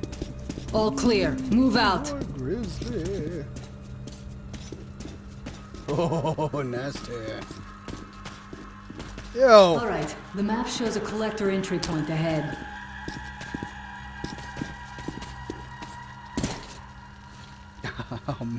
Move. I'm following. What's behind the door? Hey. Go right. There's a dead end on the left. Something alarmed him. Stay sharp. I know you're saying that, but I'm a Fallout player. Ooh, oh! Oh.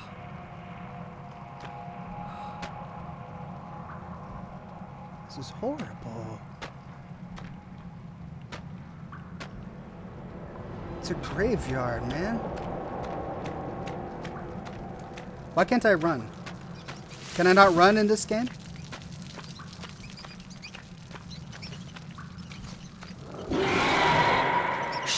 That thing's fast.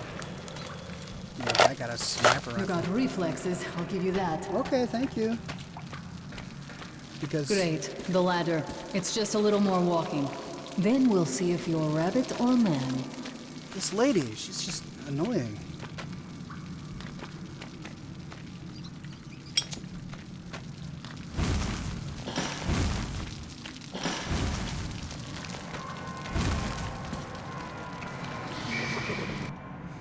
But maybe the Dark Ones aren't the reason for this. It's troubled times we live in. The whole order is humming like a beehive.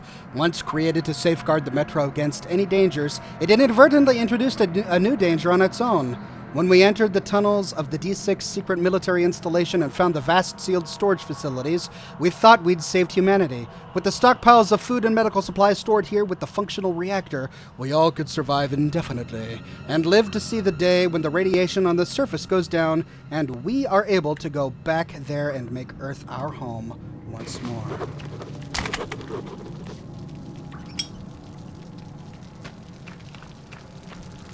Surprised I can't run. It's weird.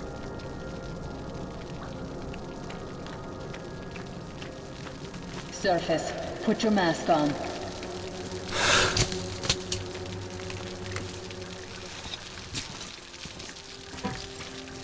Quit looking at my ass. It's way out of your reach, Rabbit. Come on, lady. I know you're interested, but we got a job to do.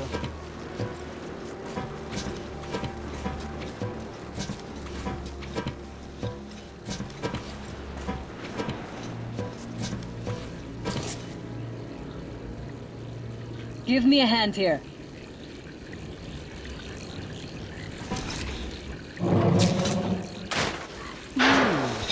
This is new. Look at all this moss.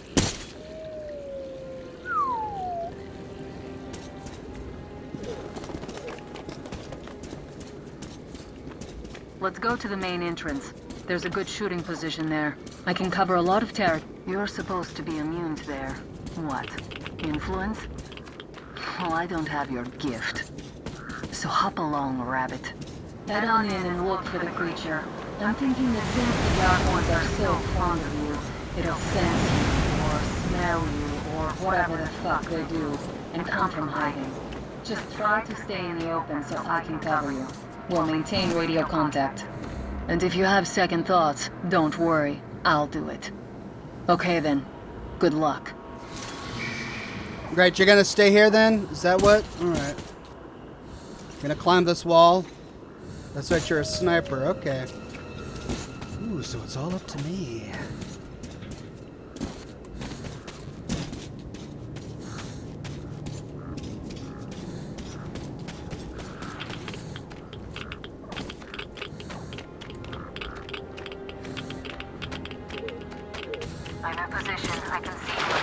Something's still burning where the nest was.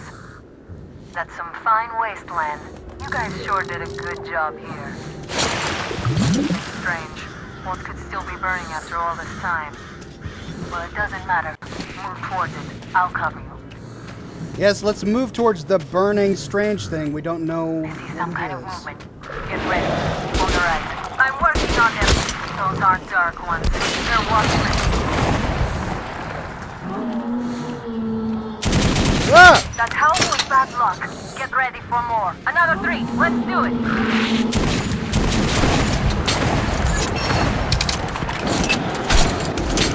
Watch out. Now.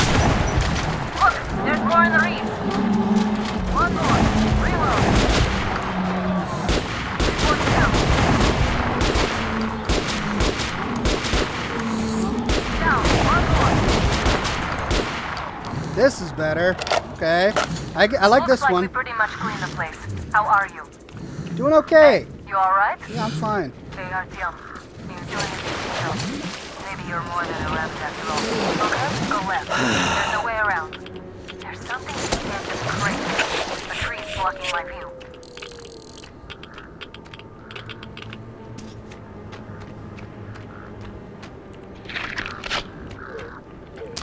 I'll take that. I need as many gas masks as I can take.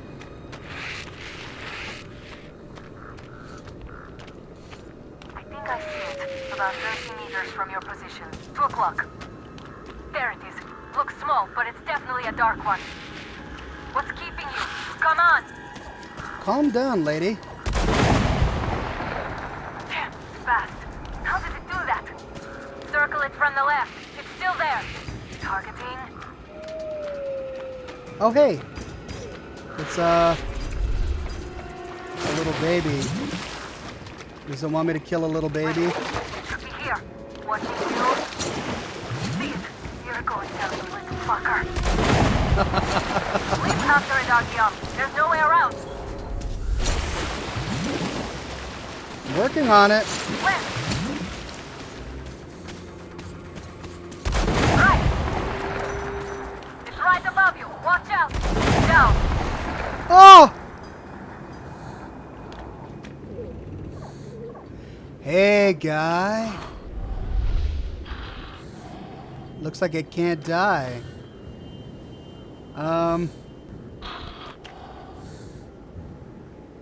Right.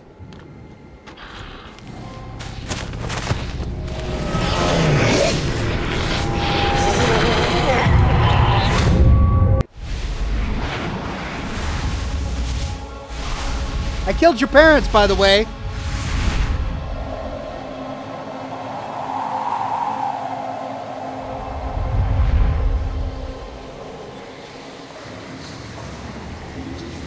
So I'm seeing it from his perspective.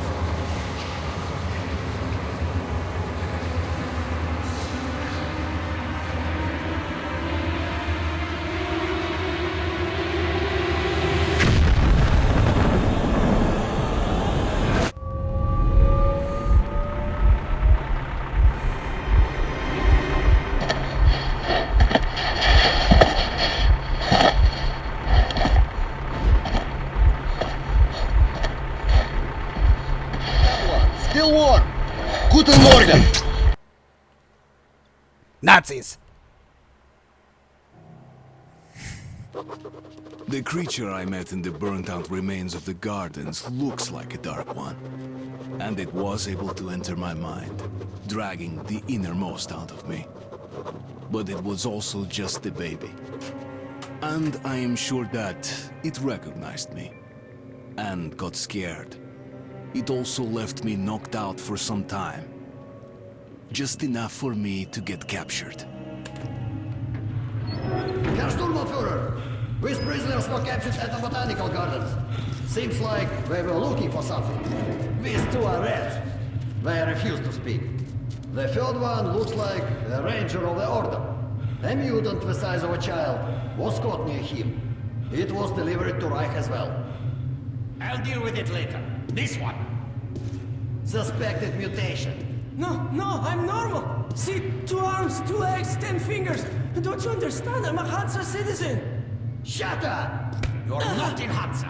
Here you are a suspect in the distribution of corrupted genes. And this is your trial.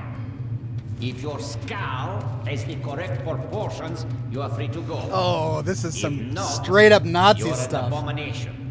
Science, you see. Oh, this is an outrage! Eugenics. I told you to stay still. Oh.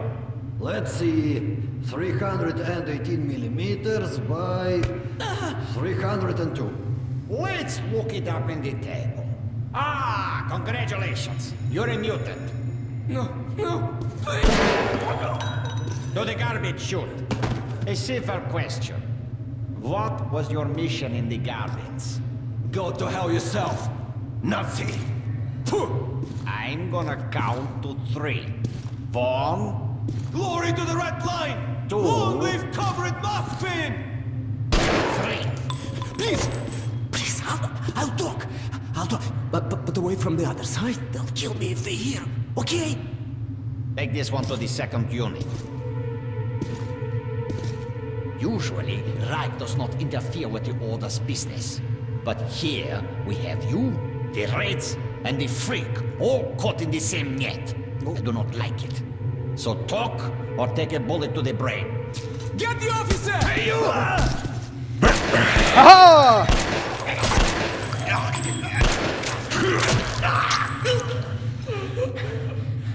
Thank you, Kami.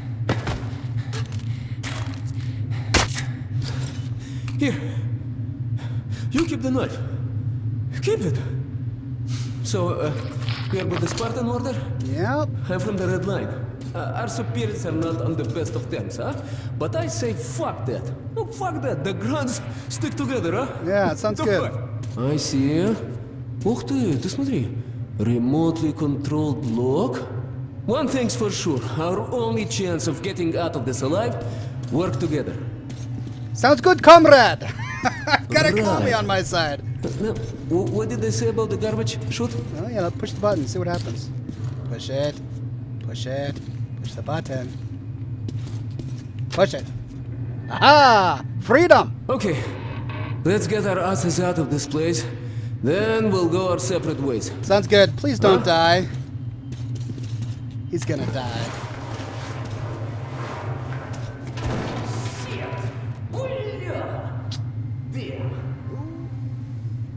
Hey, come over here!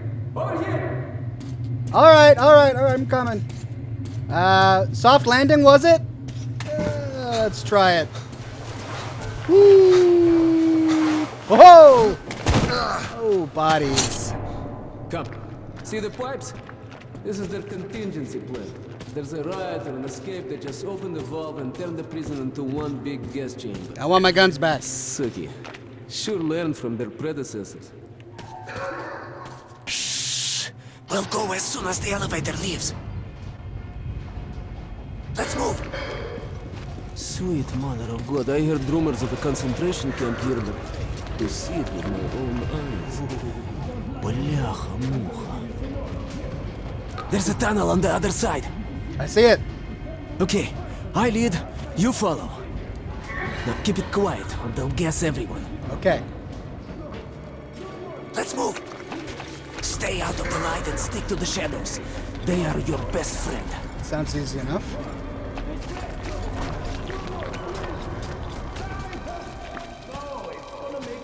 Okay, так. Looks like we cleared it. Let's see. Can I help? Great. You got it? Блин. Tough luck, didn't even budge, huh? Alright, we can't go through here, that we know. Right. Okay, where do we go now? Huh? You're full of the ideas. What if... Oh, here's a good one. Hey. Yeah? Hey, give me a lift, will you? Yeah, sure. Here we go. Alley-oop? Aha! Okay, now how do I get up? Hello? What about me? Oh, look at that! Get up here. Teamwork! Shh. Так. Now listen. Pretend you're a little fucking mouse. What? Get down. Don't make any sudden moves. See? Now let's move. 2 fingers Carefully, each huh? like claws. You can do nothing but harm, and we will Freeze! save innocent lives just by shooting you. No, we're not going to shoot you. Thank you, Herr Officer. Thank you. Führer says shooting Move! is good for the kids. They deserve nothing more than that. And it's a good show as well. Follow me. I don't quite agree with Führer on this. Führer is infallible. Of course, a hanged man empties his bowels. Who's the new Führer? I'm working on it. Taking in the atmosphere. You take the right one, I the left one. I will distract mine, then you take yours down. Understand? Don't have a gun, Get to man. it. Don't start too soon, huh? I don't have a gun. What do you want me to do? How's this? We'll beat him to death with a shovel, with a t-shirt, and messy all the same. You hear that? Sounds like something fell. Piece of plaster, perhaps. It's too damn humid in here. Yes, the prisoners. Prisoner 130. Did you make this? No, it wasn't me. I'm waiting for him, right? All right, let's continue. Prisoner 78. Did you hear a noise? Yes, I did hear a noise, sir. What was that noise? The inmates are throwing bits of concrete at each other. But I don't know who did this time, sir. If it happens again, call me at once. Just you look Joker's at head. that. You're lucky. I was afraid you'd Hey, squeal. do you hear me? Look, there's a lever. It releases the ladder. Breathe! Can't breathe! I need air! If you pull it, the ladder comes down. You ain't gonna do squat besides get us all killed.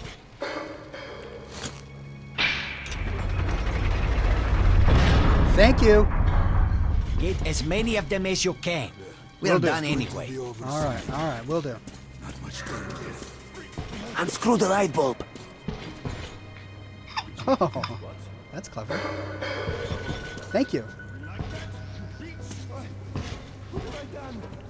What are you doing there, my Soviet friend?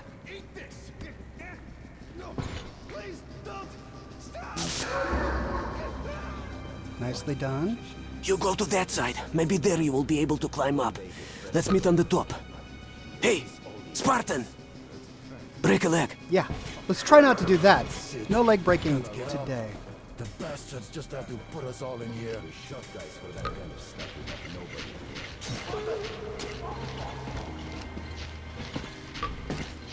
Fool! Did I distract him well or what? You did a good job, thank you. Well, young man, I see you're not here for a walk. Open the locks! There's a panel in the guard room! In the guard room! Panel in the guard room? Okay. Well, Try being more what's making discreet, you stop? though. I would not want to be punished for your Alright, fate. gosh, everyone's talking to me all at once! What do you mean you released it? Are you out of your mind? I can't go back. Just looked at him and somehow saw my son. And that trader from Hansa kept pestering me to sell the creature. Said it would be a waste to shoot it, that it'd pay good money, so I just... Show me the bullets. Sure, look. I'm ready to share. It's too much for me alone. Just don't tell the Oberscharführer. I got 200 bullets out of it. I'll take half. Well, why are you walking around here? It's just that our shift is in. Then you have no further business here. Off to the barracks with you. Yes, Herr Oberscharführer. You do a good job with these Nazis. Oh man, oh. Freaking Nazis, man.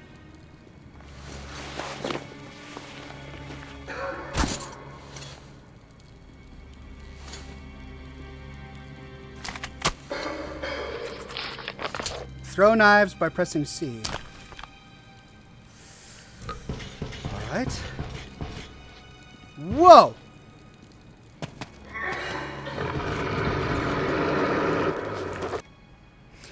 The Dead Botanical Gardens were always a deadly deserted place. Stalkers used to avoid it even before the Dark Ones built their hive or city there. I was the only person in the world who'd eagerly go there, but this time some Reich stalkers were there too. These race purists almost never venture out of their stations into the center of the city. What were they looking for in the smoldering remains of the gardens, and why didn't Anna help me? Miller's daughter would never abandon her comrade. What if they captured her too? She's a rude tomboy and seems to hate me to boot, since I'm nothing like Hunter, but I'm worried about her, of course. Hey, what the...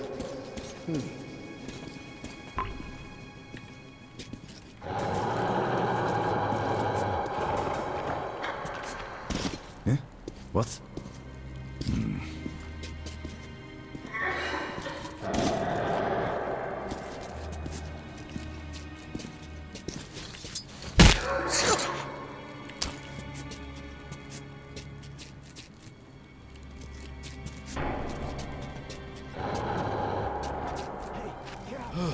I thought we had it bad. Anything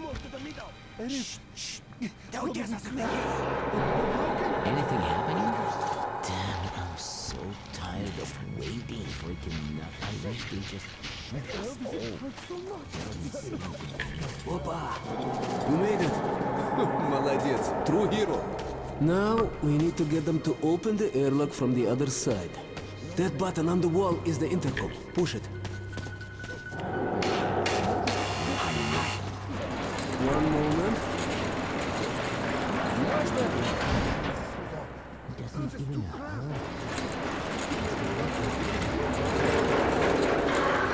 Who the hell is so impatient?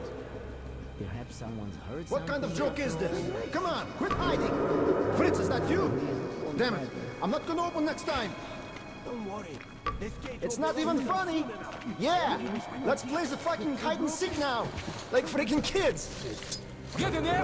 Now! Let us out! Let us out! There's a control panel up there. You can open all the cells.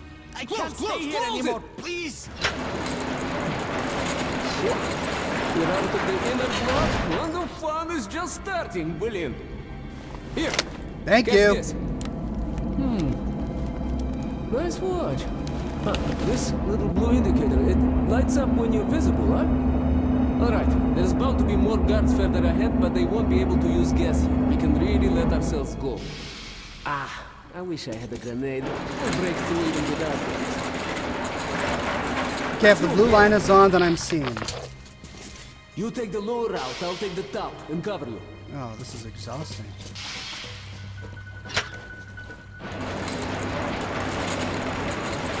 So I want to release these captives, but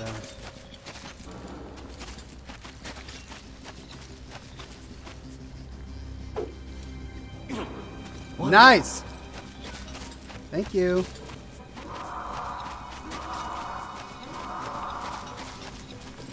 No, there's nothing on the shelves. Open your eyes. It's there, in the box.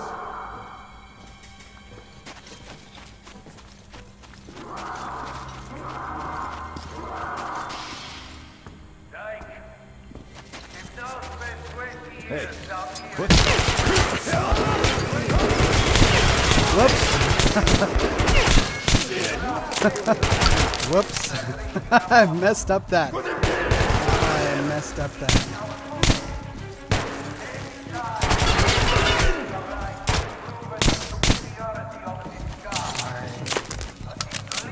Looks like that was all of them. With that, Führer himself is delivering a speech. All of them will be at the rally, guards included, and they'll be right back at the rally, believe me. So, what do we have here? I see. Hey, come here. How do we let the prisoners out? Priyatir, are you gonna help me or what? Yes, calm down, buddy. I'm looting. Gosh, look at all this junk. We can loot and... Do you see the guys in those cells? Yummy, most of them are disfigured, mutilated, arms, legs, hair. Okay, take a look on the other side. There should be a switch just like this one. That's where it was. Found it? Push it. Whoa, it's moving all right. As soon as the airlock opens, you get inside. I'll follow.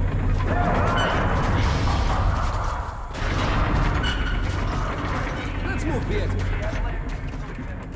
Ah, man. My escape from the Nazi prison could be entitled "The Enemy of My Enemy is My Friend." This friend's name is Pavel. He led a Red Recon team wiped out by the Nazis. I never liked communists much.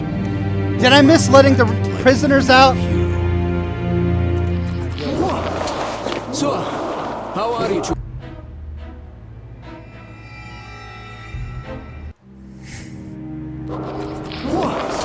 So, ah, man, can I go back?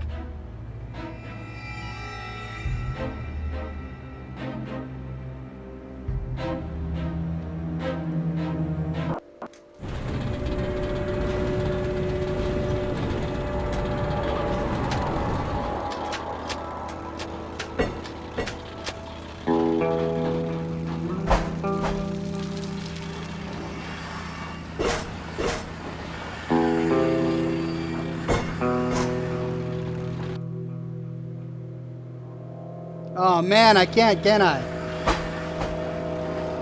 I have to reload the entire mission to get that back? Oh man.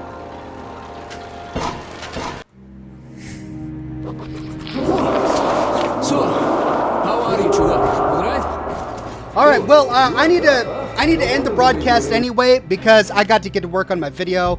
I got to finish it if I'm going to get it done in time for tomorrow. So I may need to reload a previous save and try to rescue those prisoners. But we'll pick up right here where we leave off next week.